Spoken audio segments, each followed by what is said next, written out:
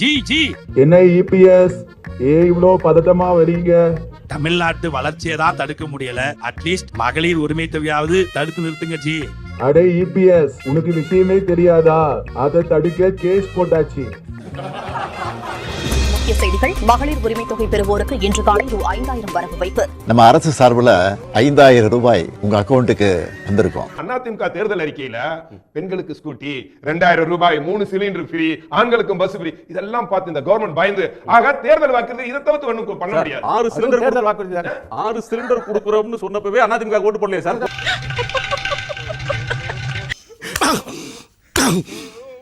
இவன் ஒருத்தன் அமுக்கிற இடத்துலயே அமுக்கி கைய கலட்டிடுவான் போல் இருக்கு. பால் விலையே கூட்டிட்டீங்க.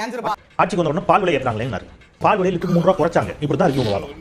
பால் கொள்முதல் விலையை அதிகப்படுத்தினார்கள். பால் கறக்கிறவங்களுக்கு அவங்க கிட்ட பால் வாங்குதல் அரசு, அதோட கொள்முதல் விலையை அதிகரித்து விற்பனை விலையை லிட்டருக்கு 3 ரூபா குறைச்சது அரசு.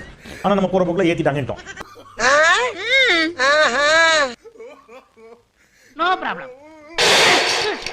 முதியோர் ஓய்வூதிய திட்டத்தை ஏன் நிறுத்தினீங்க?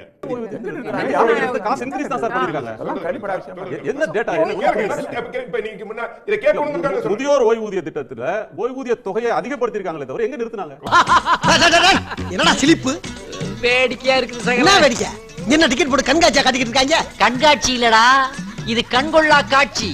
தாலிக்கு தங்கம் நாங்க கொண்டு வந்தோம், நீங்க நிறுத்துனீங்க. ஏன் நிறுத்துனீங்க? நாங்க நிறுத்தல. நீங்க தான் நிறுத்துறீங்க. அசெம்பிளில அவங்க சொன்னாங்க காசு இல்ல, அதனால நிறுத்தி வச்சிருக்கோம். அவங்க தான் சொன்னாங்க. நீங்க போய் எடுத்து பாருங்க அசெம்பிளில. தயவு செஞ்சு கொரோனா நீங்க போய் பேசாதீங்க.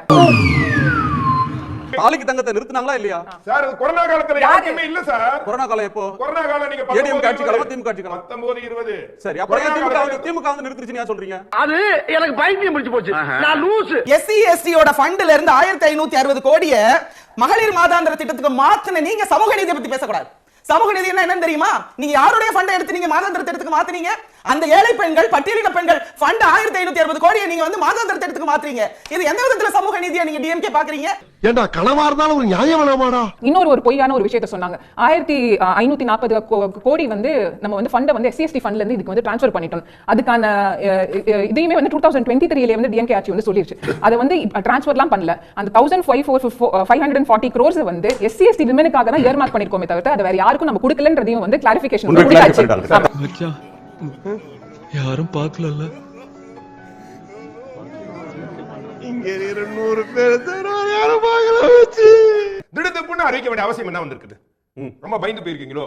பயந்து போயிருக்காங்களோ? சாரி, உங்களை சொல்ல பயந்து போயிருக்காங்களோ? என்ன வந்து பயந்தா? இது வரைக்கும் அதாவது இந்த 4 வருஷமா வராத இந்த கோடை காலம் இந்த வருஷம் மட்டுமா வருதா? சார் கேட்டார், கோடை காலத்துல வந்து இதுக்கு இப்போ திடீர்னு கொடுக்குறீங்க, இந்த வருஷம் மட்டும் தான் கோடை காலம் வருதா அப்படின்னு. மகளிர் உரிமை தொகை 1000 ரூபாய் அப்படின்னு யாருக்கெல்லாம் போய் சேருதுன்னா இன்ஃபார்மல் செக்டர்ல ஒர்க் பண்ற மகளிர்களுக்கு தான் போய் சேருது. அதுவும் குறிப்பா பிசி, எம்பிசி, எஸ்சி, எஸ்டி மகளிர்கள் தான் இது மெஜாரிட்டியான பெனிஃபிஷியரிஸா இருக்காங்க. இவங்க போய் வந்து ஒப்புதல் கொடுத்துட்டு வந்தாங்கல்ல, இப்ப வந்து 100 நாள் வேலை வாய்ப்பு திட்டத்தை மாத்தி இப்ப வந்து ஏடிஎம்கே கூட அவங்களுக்கு வந்து ஒப்புதல் கொடுத்துட்டு வந்தாங்கல்ல, அந்த திட்டம் இப்ப வந்து அவங்க என்ன எப்படி இருக்குன்னா ஒன்றிய அரசு தான் மாவட்டத்தை வந்து தேர்ந்தெடுப்பாங்க. அவங்க எந்த மாவட்டத்துல வேலை வாய்ப்பு கொடுப்பாங்களோ அங்கதான் கொடுப்பாங்க. அதுக்கான ஃபண்ட் அலோகேஷன் வந்து கம்மி பண்ணிட்டாங்க. அப்படி இருக்கிறப்ப கோடை காலத்துல அந்த வேலை வாய்ப்புகளும் கம்மியா இருக்கும் சார். அந்த வேலை வாய்ப்புகளும் கம்மியா இருக்கிறனால மகளிர் வந்து அந்த இடத்துல பாதிக்கப்பட்ட கூடாது அப்படின்றதுனால வந்து அவங்களுக்கான இந்த சர்ப்ளஸ் போனஸா வந்து தலைவர் அவங்க கொடுத்துட்டு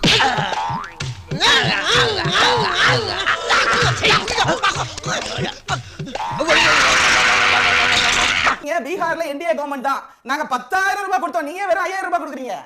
நீங்க கம்மியா கொடுக்குறீங்க. அப்போ எங்க பெண்கள் உங்களுக்கு அவ்வளவு அசால்ட்டா போச்சா? இப்ப 10,000 அவர் கொடுத்தாரு, நீங்க ஏன் 15,000 கொடுக்கலாம்னு சொல்றீங்கல்ல? நாங்க 27,000 கொடுத்திருக்கோம். 27,000 கொடுத்ததுக்கு அப்புறம் தான் தொடர்ச்சியாக இந்த நிதி தடைபட்டு விடக் கூடாது என்பதற்காக இந்த முடிவை நாங்க எடுத்திருக்கோம். அவர் 10,000 கொடுத்தாலும் நாங்க 27,000 இதுவரை பெண்களுக்கு போய் சேர்ந்திருக்கு தமிழ்நாட்டில்.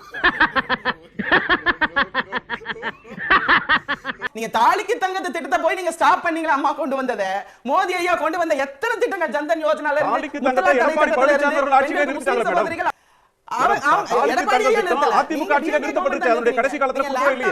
இன்னைக்கு ஒரு முடிவோட தான் இருக்கானுங்க போல இருக்கு. என்ன? எப்போ நம்மள விரட்டி அடிப்பானுங்க, இப்போ அடிச்சு விரட்டுவானுங்க போல இருக்கு. நாங்க 1500 ரூபாய் கொடுக்கறோம்னு சொன்னோம் சார். அப்ப மக்கள் ஏத்துக்கு 1000 ரூபாய் கொடுக்கறவங்க அப்ப 1500 ரூபாய் கொடுத்தாலும் நீங்க வேணான்னு தான் 10 முறை மக்கள் ஐயா எடப்பாடி பழனிசாமி அவர்கள் தலைமையிலான அந்த கூட்டணியவே வேணான்னு ஒதுக்கிட்டாங்க. இப்ப நீங்க 10,000 ரூபாய் கொடுக்குறேன்னு சொன்னாலும் மக்கள் ஐயா எடப்பாடி பழனிசாமி அவர்களை ஏற்றுக்கொள்ள தயாராக இல்லை. நீட் தேர்வை ரத்து செய்யணும்னு சொல்லிட்டு ஆட்சிக்கு வந்துட்டு இன்னைக்கு டிஎன்பிசி தேர்வை ரத்து செஞ்சிருக்கீங்க. கல்வி கடனை ரத்து செய்வோம், நகை கடனை ரத்து செய்வோம். இதெல்லாம் சாத்தியம் இல்லாத ஒரு விஷயம் தான் சொன்னோம். 10 லட்சம் கோடி கடன் வச்சிருக்கீங்க, என்ன கட்டமைப்பை உருவாக்கி இருக்கீங்க? கேட்பாங்களா கேட்க மாட்டாங்களா? எல்லா வரியும் ஏத்திருக்கீங்க. அப்படி இருந்தும் கடனை உருவாக்கி இருக்கீங்க. டென்ஷன் ஆகாதீங்கண்ணே. இவங்க ரொம்ப இணக்கமா பிஜேபியோட இருக்காங்கல்ல. பிஜேபி ஒன்றிய அரசு தான் வந்து அவங்க ஒரு ஸ்கீம் கொண்டு வந்ததுல இவங்க தான் போய் கையெழுத்து போட்டுட்டு வந்தாங்க. நீங்க வந்து இந்த வரியை வந்து இன்க்ரீஸ் பண்ணாதான் உங்களுக்கான ஃபண்ட்ஸ் அலோகேட் பண்ணுவோம் அப்படின்றது அவங்க சொன்னாங்க. அதுலயும் அவங்க தான் கையெழுத்து போட்டாங்க. உதயமின் திட்டத்திலயும் அவங்க தான் கையெழுத்து போட்டாங்க. நீட்லயும் அவங்க தான் கையெழுத்து போட்டு தமிழ் அவங்க ஒரே ஒருத்தரோட பதவிக்காக தமிழ்நாட்டையே கொண்டு போய் அடகு வச்சுட்டு வந்தது அதிமுக தான் சார். டேய் நீ நல்லா இருக்க மாட்டடா, நல்லாவே இருக்க மாட்டடா, நாசமா போனவன். மக்கள் நலனுக்கு அப்படின்னு பண்றப்ப அவங்களுக்கு வந்து பிரச்சனையா இருக்கும். ஆனா பேங்க்ல எல்லாம் பார்த்தோம் அப்படின்னா பெரிய பெரிய கார்ப்பரேட் வாங்கினா அந்த 16 லட்சம் கோடியை வந்து அவங்க தள்ளுபடி பண்ணப்ப அவங்களுக்கு அது பிரச்சனையா தெரியல. ஆஹா சூனா போனா ஒவ்வொருத்தர் இருக்க வேகத்தை பார்த்தோம்னா அவன் அருமை வறுமைக்கு ஆபத்து வந்துரும் போல் இருக்கடா.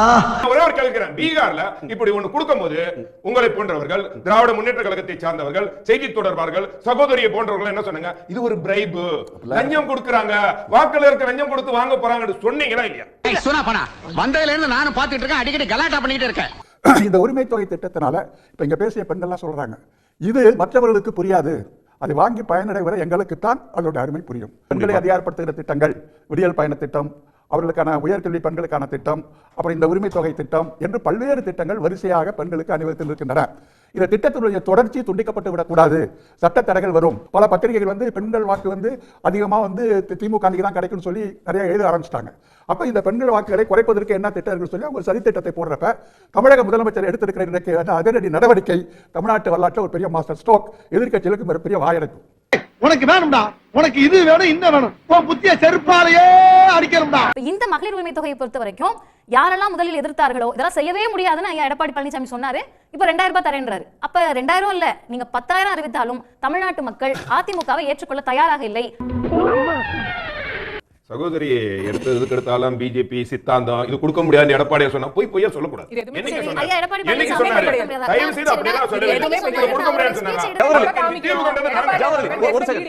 இது நடைமுறை சாத்தியம் இல்லாத வாக்குறுதி அப்படின்னு எடப்பாடி பழனிசாமி அவர்கள் சொல்லவே இல்லை.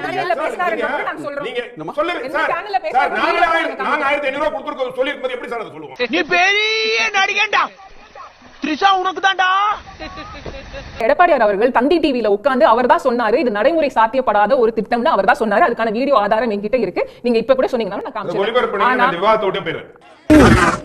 பெர்மிஷன் நிறைய சொன்னாரு. நான் அது சும்மா போடலாம்ல, டக்குன்னு ஆஃப் பண்ணிடுறேன். அவங்க சார் வந்து எழுந்து போறாங்க நினைக்கிறேன். Sorry sorry. எல்லா குடும்பத்தையும் மாதந்தோறும் 1500 ரூபாய் கொடுப்போம்னு சொன்னாங்க. இல்ல அதான் அது அந்த திட்டம் சாத்தியமா சாத்தியம் இல்லையா? நிச்சயமாக நிறைவேற்ற முடியாது என்றுதான் நான் கருதுகிறோம். மாதந்தோறும் 1000 ரூபாய் 2 கோடியே 15 லட்சம் குடும்பம் இருக்குது. அவ்வளவு பேர் கொடுக்க முடியுங்களா? எவ்வளவு ரூபாய் வேணும்? அதிமுக ஒரு வருஷத்துக்கு 1500 ரூபாய் அறிவிச்சுதான் ஞாபகம். ஆமா நாங்க அறிவிச்சோம். அப்ப அது மட்டும் எப்படி சாத்தியம்? எல்லாமே மறந்து போச்சுல்ல, இப்ப எல்லாம் ஞாபகத்துக்கு வந்துருச்சு. சார் வந்து எழுந்தெல்லாம் போக வேணாம் நானும் விரும்புறேன், எல்லாரும் அதான் விரும்புறோம். அவர் சொன்னதை கேட்டுட்டு கூட ஆமா இல்ல அவர் சொன்னதை கேட்டுட்டு கூட ஆமா இல்ல நீ எல்லாம் பிறந்ததே ஒரு சாபக்கேடு, முடிஞ்சா இன்னைக்கே போய் செத்துரு. சட்டமன்றத்துல எங்களுடைய பொதுச் செயலாளர் எடப்பாடியார் நீங்கள் வாக்குறுதி கொடுத்திருக்கீங்க, 1000 ரூபாய் மகளிருக்கு கொடுக்குறேன்னு சொல்லிருக்கீங்க. அந்த 1000 ரூபாய் ஏன் கொடுக்கலன்னு கேட்டவர் எங்களுடைய எடப்பாடி. 27 மாசத்துக்கு சார் நான் பேசுறேன் சார், 27 மாசத்துக்கு அப்புறம் கொடுத்தாங்க. அதுக்கப்புறம் மறுமுறை சொன்னாரு நீங்க 2 கோடி அட்டைதாரர்கள் இருக்கிறாங்க ரேஷன் கடை. 1000 ரூபாய் கொடுக்கிறதுக்கு முதலமைச்சர் ஸ்டாலின் காரணம் இல்ல, எதிர்க்கட்சி தலைவர் எடப்பாடி பழனிசாமி கொடுக்க வச்சதே நாங்க தான். அட கிறுக்கா, பொற மாசத்துல பிறந்தவனே, எதையும் முழுசா கேட்டு போங்கடா, ஏன்டா அவசரப்படுறீங்க? எடப்பாடி பழனிசாமி ஏன் வந்தாருன்னு சொன்னா அவருடைய அரசாங்கம் வந்து கடுமையான கடன்களை வாங்கி பொருளாதார நெருக்கடியில் சும்மா இப்ப 10 லட்சம் கோடி கடுமையான பொருளாதார நெருக்கடியில் வச்சுட்டு போயிட்டாங்க. அந்த கடும் பொருளாதார நெருக்கடியில் வந்து இந்த கவர்மெண்ட் புதிய கவர்மெண்ட் வர்றப்ப இதை கொடுப்பதற்கான வாய்ப்பு இல்லை அப்படிங்கிறது நல்லா தெரிஞ்சதுனால்தான் இது சாத்தியம் இல்லை அப்படிங்கிறது இவர் சொன்னார்.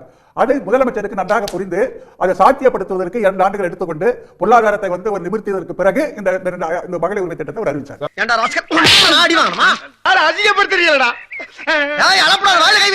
ஊர் வர வரைக்கும் வரல எடுக்க கூடாது. 1 கோடியே 34 லட்சம் கொடுத்திருக்கீங்களே, 94 லட்சம் பெண்களுக்கு நீங்க கொடுக்கல, அவங்க எல்லாம் தகுதியில்லாத பெண்களா? அப்ப 5000 ரூபாய் வாங்காத பெண்கள் மனசு என்ன பாடுபடும்? நீங்க அந்த தப்பையும் பண்ணீங்க தமிழ்நாட்டுல. அதாவது ஒன்றிய அரசனுடைய வீடு கட்டு திட்டமாக இருந்தாலும் சரி, சுகாதார திட்டமாக இருந்தாலும் சரி, இன்சூரன்ஸ் திட்டமாக இருந்தாலும் சரி, எல்லாவற்றுக்குமே ஒரு பொருளாதார வரம்பு இருக்கிறது. அனைத்து மக்களுக்குமான திட்டங்கிறது எந்த ஆட்சியும் போட முடியாது. பாதிக்கப்பட்ட மக்களுக்கு தான் திட்டங்களை கொடுத்து மற்றவர்களோட சமப்படுத்துவதுதான் அரசாங்கத்தினுடைய வேலை. எல்லா பெண்களுக்கும் கொடுக்கணுங்கிறத விட ஒரு நான்சென்ஸான கேள்வி வேற எதுவுமே இருக்கவே முடியாது. நீ கேட்ட ஒவ்வொரு கேள்வி என்ன செருப்பால் அடிச்ச மாதிரி இருக்குடா. மாதிரி இல்ல, உண்மையிலே செருப்பால தான் அடிச்சேன். சரி, ஃபீல் பண்ணாத. அதாவது இது தொண்டு அரசியல் இல்ல, இது முழுக்க முழுக்க வாக்கு அரசியலுக்காக நீங்க பயன்படுத்துறீங்க. தேர்தலுக்காகன்னு சொல்றாங்க. நேற்றைக்கு 2 நாளைக்கு முன்னாடி தமிழ்நாட்டினுடைய முதலமைச்சர் ஒரு கல்லூரியில நன்றி தெரிவிப்பு விழா. அதுல ஒரு பையன், ஒரு தம்பி பேசுறாரு.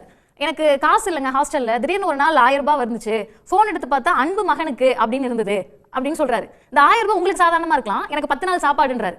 இந்த மாணவர் முதல் ஆண்டு கல்லூரி, அவருக்கு ஓட்டு இருக்கானே நமக்கு தெரியல. அந்த பையன் திரும்ப இன்னொரு 5 வருஷம் கழிச்சு தேர்தல் வரப்ப எனக்கு தான் ஓட்டு போடுவாருன்ற நம்பிக்கையில் இது செய்யப்படுவது கிடையாது. திராவிட முன்னேற்ற கழகத்தை பொறுத்தவரை திராவிட கருத்தியலில் இது எல்லாமே இன்வெஸ்ட்மெண்ட், இது முதலீடுகள். இப்ப காலை உணவு திட்டம், ஏறக்குறைய 20 லட்சம் மாணவர்கள் குழந்தைகள் சாப்பிடுறாங்க. அவங்களுக்கு எப்ப 18 வயசு ஆகுறது, அப்ப புதுசா யார் கிளம்ப இருக்காங்கன்னு தெரியல. அவங்க எல்லாம் எங்களுக்கு ஓட்டு போடுவாங்கன்ற நம்பிக்கையில் தமிழ்நாட்டின் முதலமைச்சர் செய்யல.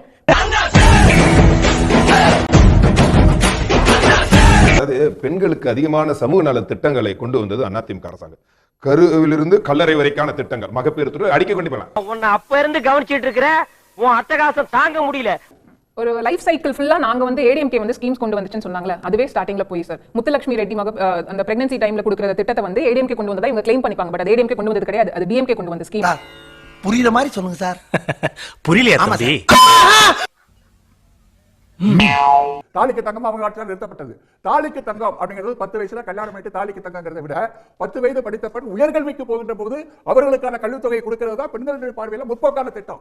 தாலிங்கிற ஒரு சின்னத்தை கொடுத்து நீ கல்யாணம் பண்ணி வீட்டுல இரு அப்படிங்கிறத வீட்டுல இருக்காத, படிச்சுட்டு மேல போ, அதுக்கு பழம் தர, அதுதான் சமூக நீதி பார்வையில பெண்களுடைய உரிமையில சரியான ஒரு பார்வை. அதைத்தான் இந்த ஆட்சி செய்து. பொண்ணு இப்போ ஸ்கூலுக்கு போறதுக்குமே ஸ்கூல்ல இப்ப பார்த்தோம்னா பிரேக்ஃபாஸ்ட் ஸ்கீம் கொண்டு வந்திருக்கோம். அந்த குழந்தைங்க ஸ்கூலுக்கு போறதுக்கு கஷ்டப்படக்கூடாதுன்றதுக்காக ஃபர்ஸ்ட் டைம் ஸ்கூல்ஸ் எல்லாமே இத்தனை கிலோமீட்டர்ஸ்ல இருக்கணும்னு சொல்லி அந்த பிளானை கொண்டு வந்து தலைவர் கலைஞர் அவர்கள் தான் கொண்டு வந்தாங்க.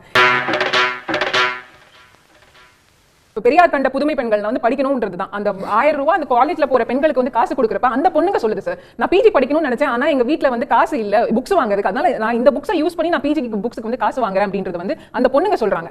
சும்மா இவங்க கூட்டணியில இருக்காங்கல்ல பிஜேபி, அவங்க 33% இடஒதுக்கீடு, பெண்களுக்கான இடஒதுக்கீடு இன்னைக்கு வரைக்கும் அவங்க இம்ப்ளிமெண்ட் பண்ணிருக்காங்களா? பண்ணல. அதை கேட்கறதுக்கான திராணி இருக்கா ஏடிஎம்கேக்கு? எந்த எம்பவர்மென்ட் பத்தி அவங்க பேசிட்டு இருக்காங்க? நாங்க எல்லாம் கேட்டுட்டு தான் இருக்கோம். ஃபர்ஸ்ட் நாங்க தான் அதுக்கான குரல் கொடுத்தோம். இன்னைக்கு வரைக்கும் நாங்க மட்டும் தான் அதுக்காக குரல் கொடுத்துட்டு இருக்கோம். ஏடிஎம்கே கிடையாது. சட்ட கிழிஞ்சிருந்தா தச்சு முடிச்சிடா, நெஞ்சு கிழிஞ்சிருக்கு எங்க முறையிடா. இப்ப நம்ம கவர்மெண்ட்லயும் பார்த்தோம்னா அவங்களுக்கான ரிசர்வேஷன் இன்க்ரீஸ் பண்ணி 40% கொடுத்திருக்கோம். உள்ளாட்சியில அவங்களோட எம்பவர்மென்ட்க்கு அதுவே இப்ப 50% நம்ம இம்ப்ளிமெண்ட் பண்ணிருக்கோம். அவங்க போற இடத்துல அவங்களுக்கு ஸ்டே பண்றதுக்கான இடம் இருக்கணும், தோழி விடுதியும் அவங்களுக்கு நம்ம கொடுத்திருக்கோம். இப்படி ஒரு பெண் குழந்தை பிறந்ததுல இருந்து பெண் குழந்தை இறக்குற வரைக்கும் அவங்க அவங்களுக்கான எல்லா ஸ்கீம்ஸையும் கொண்டு வந்தது இந்த திராவிட மாடல் அரசு சார். அப்படி இருக்கிறப்ப இவங்க எந்த எம்பவர்மெண்ட் இவங்க கிளைம் பண்ணிக்கிறாங்கன்னு எனக்கு அவங்க பதில் சொன்னாங்கன்னா கரெக்டா இருக்கும். என்ன எவ்வளவு அடிச்சாலும் சொர்ணலமா நிக்கிறீங்க? தம்பி போங்க தம்பி, ஊருக்குள்ள போய் காட்டு பாருங்க. நாங்க அடி வாங்காத ஏரியாவே கிடையாது. எவ்வளவு அடி வாங்கினாலும் சத்தமே வராது, ஓடுனது கிடையாது. நீ என்னமோ 2 அடி அடிச்சுட்டு பெருசா பீத்துற.